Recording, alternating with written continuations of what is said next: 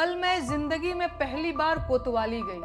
पहली बार पुलिस कोतवाली को अंदर से देखा। मेरा अपराध ये था कि मैंने इस देश के प्रधानमंत्री से 4 सवाल पूछ लिए थे। तो उनके हाथ बहुत लंबे होते हैं, बस वो अंकिता भंडारी के असली गुनहगारों तक नहीं पहुंचते, और स्पेशल सर्विस मांगने वाले भाजपा के वीआईपी भी उससे बच जाते हैं। नेहा राठौर को बचना भी नहीं चाहिए। उसे ऐसी सजा दी जानी चाहिए कि देश और जमाना देखे। जिन बेटियों की दुश्मन पूरी भाजपा है, नेहा पर उनके लिए आवाज उठाने की सजा भी मुकर्रर की जानी चाहिए। अब सरकार को जल्द से जल्द देश हित में कानून बनाकर आलोचना को देशद्रोह और आलोचकों को देशद्रोही घोषित कर देना चाहिए। मैं सरकार के कामों और देश के विकास की राह में एक बड़ी बाधा हूं। सरकार को देश हित में बिना देरी किए मुझे फांसी दे देनी चाहिए। लोकगीत गायिका नेहा सिंह राठौर शनिवार को हजरतगंज कोतवाली पहुंची थी।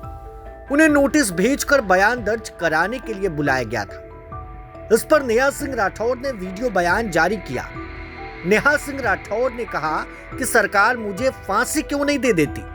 उन्होंने कहा कि जिस सरकार को देश की गरीबी, बेरोजगारी, महंगाई और भ्रष्टाचार से लड़ना था, वो सरकार मुझसे लड़ रही है। ऐसे बचेगी बेटी? लानत है। नेहा सिंह राठौर ने कहा कि कल मैं पहली बार जिंदगी में कोतवाली गई थी। पहली बार कोतवाली को अंदर से देखा था, बहुत अजीब लगा। नेहा सिंह राठौर ने कहा कि वहां मैं घूमने नहीं गई थी, मुझे पुलिस ने नोटिस भेजकर बुलाया। नेहा ने कहा कि क्या आप जानते हैं कि मुझे क्यों बुलाया गया था?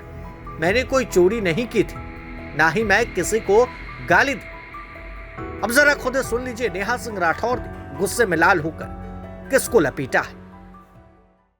कल मैं जिंदगी में पहली बार कोतवाली गई। पहली बार पुलिस कोतवाली को अंदर से देखा, बहुत अजीब लगा। मैं घूमने नहीं गई थी, मुझे तो पुलिस ने नोटिस भेजकर बुलाया था। क्या आप जानते हैं मुझे क्यों बुलाया गया था? मैंने कोई चोरी नहीं की थी, किसी को गाली नहीं दी थी, मैंने इलेक्टोरल बॉन्ड भी नहीं खरीदा था और नहीं बीफ कंपनियों से चंदा लिया था। मैंने तो वोट भी नहीं चुराया था, लेकिन फिर भी मेरे खिलाफ एफआईआर दर्ज की गई और पूछताछ के लिए मुझे नोटिस भेजा गया। जानते हैं मेरा अपराध क्या था? मेरा अपराध ये था कि मैंने इस देश के प्रधानमंत्री से 4 सवाल पूछ लिए थे। मैंने इस आजाद लोकतांत्रिक देश के एक आजाद नागरिक की हैसियत से इस देश के प्रधानमंत्री की आलोचना कर दी थी। बस ये बात सरकार से बर्दाश्त नहीं हुई, होती भी कैसे? एक किसान परिवार की मामूली लड़की की इतनी हिम्मत कि वो प्रधानमंत्री से सवाल पूछ ले। औकात क्या है इसकी? तो बस भाई, मुझे मेरी औकात याद दिलाने के लिए नोटिस भेजकर थाने बुला लिया गया और मैं गई भी। क्या करती?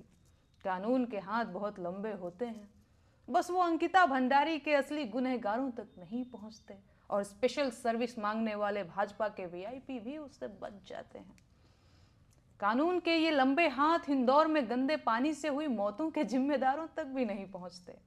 पेपर लीक कराने वाले, टूटी सड़कें बनाने वाले, अल्पसंख्यकों के खिलाफ नफरत भड़काने वाले, नकली दवाओं का कारोबार करने वाले, खाने की मिलावटी चीजें बनाकर देश भर में कैंसर फैलाने वाले, रेल दुर्घटनाओं के जिम्मेदार, टूटते पुलों के ठेकेदार, जंगल उजाड़ने वाले, पहाड़ काटने वाले और हवा को जहर बनाने वाले नेता, अधिकारी और कारोबारी कानून के हाथों से बच जाते हैं।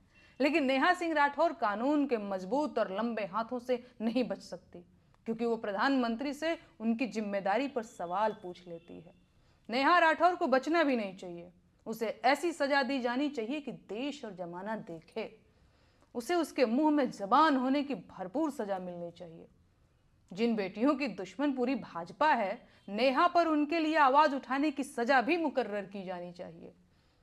बेरोजगारी के मुद्दे पर बोलना भी क्या छोटा गुनाह है? महंगाई पर गीत गाना क्या वित्त मंत्रालय से बगावत नहीं है? मजदूरों के हक की बात करना क्या लेबर डिपार्टमेंट के काम में हस्तक्षेप नहीं है? और फिर जब सरकार ने देश के कल्याण के लिए अलग अलग विभाग और मंत्री बना रखे हैं, तो मैं क्यों इन मंत्रालयों के मुद्दों पर बोल रही हूं? एक मुकदमा तो सरकारी काम में बाधा का भी बनता है। देश में जब महिला आयोग है, तो महिला अधिकारों की बात करने वाली मैं कौन होती हूँ? कितनी अजीब बात है ना। जिस सरकार को देश की गरीबी, बेरोजगारी, महंगाई और भ्रष्टाचार से लड़ना था, वो सरकार मुझसे लड़ रही है। खैर, अब सरकार को जल्द से जल्द देश हित में कानून बनाकर आलोचना को देशद्रोह और आलोचकों को देशद्रोही घोषित कर देना चाहिए। मैं सरकार के कामों और देश के विकास की राह में एक बड़ी बाधा हूं। सरकार को देश हित में बिना देरी किए मुझे फांसी दे देनी चाहिए।